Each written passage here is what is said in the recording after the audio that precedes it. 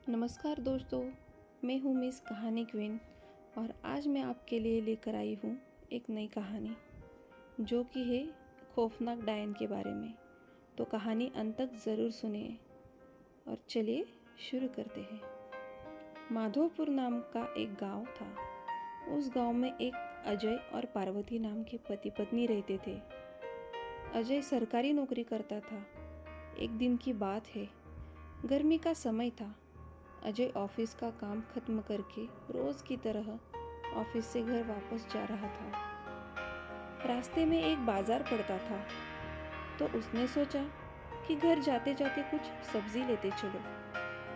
तो उसे वहाँ खूब ताज़ी ताज़ी मछली दिखी और उसे खरीद लिया।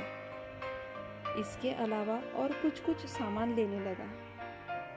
सामान लेते लेते उसे समय का पता ही नहीं चला।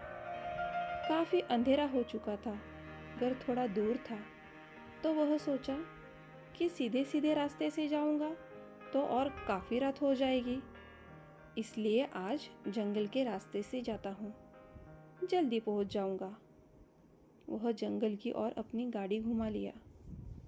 काफ़ी अंधेरा हो चुका था और अजय तेज़ गति से गाड़ी चला रहा था। थोड़ी देर बाद उसके गाड़ी के सामने एक औरत आ गई और अजय झटके से ब्रेक मारते हुए गाड़ी को रोका। अजय उस औरत को देखा। वह औरत बड़ी सी घूंघट डाल रखी थी और जोर जोर से रो रही थी। अजय उससे पूछा कि कौन हो तुम और तुम्हारा घर कहाँ है? इतनी रात को इस घने जंगल में क्या कर रही हो? लेकिन वह अजय के कोई भी सवाल का जवाब नहीं दे रही थी और बस रोए जा रही थी। उसके रोने से ऐसा लग रहा था कि पूरा जंगल ही गूंज रहा है। अजय ने सोचा कि शायद किसी मजदूर की पत्नी होगी जो रास्ता भटक गई है। रास्ता बहुत ही सुनसान था, इसलिए उसने सोचा कि इस औरत की मदद किया जाए। फिर अजय ने बोला कि तुम मेरे साथ मेरे घर चलो, सुबह होते ही तुम्हें तुम्हारे घर छोड़ दूंगा।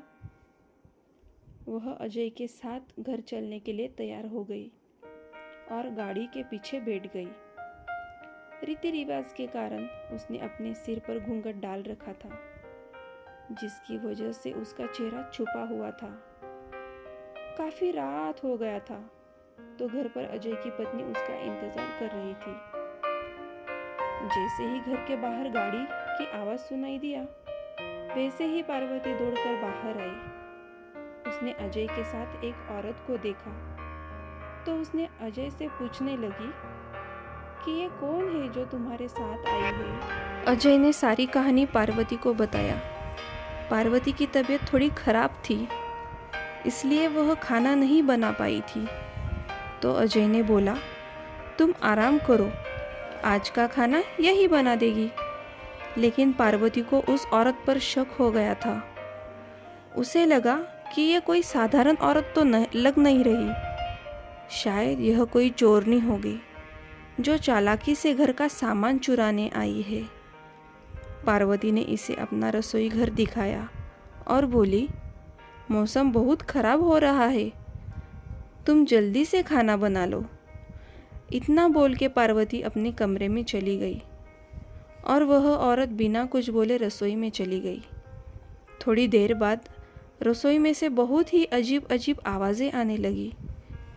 पार्वती उस आवाज़ को सुनकर सोचने लगी कि ये कैसी आवाज़ आ रही है।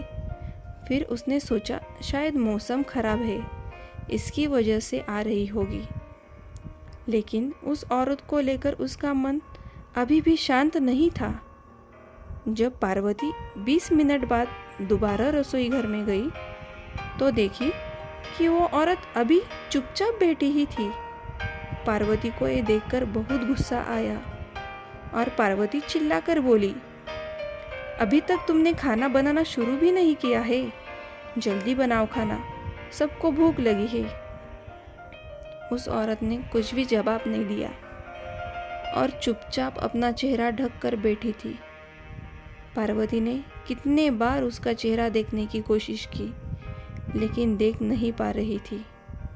पार्वती ने फिर उससे कहा, चलो अब जल्दी से खाना बना लो। अगर किसी चीज़ की ज़रूरत पड़ी तो मुझे बुला लेना। लेकिन फिर भी वो कुछ नहीं बोली। पार्वती को लगा कि शायद ये अनजान लोग से डर रही है, इसलिए नहीं बोल रही है। पार्वती रसोई से चली गई। लेकिन जब 10 मिनट बाद वह फिर जब वापस आई तो रसोई का दृश्य देखकर डर गई। उसके पैर वही जम गए और उसके गले से आवाज़ भी नहीं निकल रही थी। उसने देखा कि वह औरत रसोई घर के बीचों बीच बैठकर दोनों पैर फैलाकर कच्ची मछलियाँ खा रही है। उसके सिर का घूंघट भी उतरा हुआ था। उसका चेहरा बेहद डरावना था। बाल बहुत बड़े बड़े और सफ़ेद थे, नाखून भी बहुत काले थे। वह मछली खाने में इतनी व्यस्त थी कि वो पार्वती को देख ही नहीं रही थी। पार्वती उसे देखकर चिल्लाई, नहीं कि और ज़्यादा अपना खतरनाक रूप बना ले। उसकी आवाज़ इतनी तेज़ थी कि उसे सुनकर सारा गांव इकट्ठा हो गया। पार्वती ने उसे आग दिखा दिखा कर अपने घर से बाहर की। वह आग की डर से सीधा जंगल की ओर भाग गई, फिर वापस उस गांव में कभी नहीं आई। तो दोस्तों, कैसी लगी आपको ये कहानी? मुझे ज़रूर बताना कमेंट करके। और अच्छी लगी हो तो लाइक कर देना, शेयर कर देना और मेरे चैनल को सब्सक्राइब कर देना।